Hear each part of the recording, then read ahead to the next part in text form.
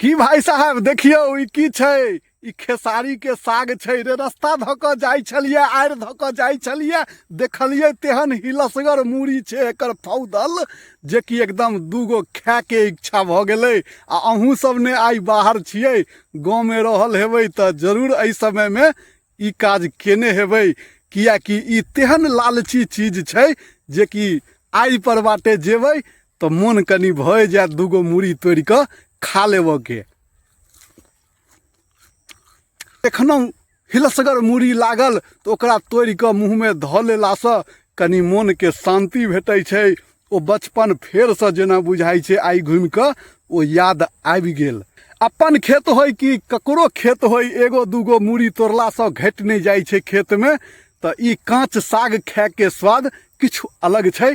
जतऽ छी आनंद रहू, कुशल रहू, निरोगी रहू, स्वस्थ रहू, एकदम हंसैत खेलैत रहू, जीवन बितबैत रहू हंस कऽ। हम तो गामक हालचाल अहाँ लग पहुँचेबे करै छी। तो धन्यवाद। जय मिथिला, जय मैथिली, जय भारत माता।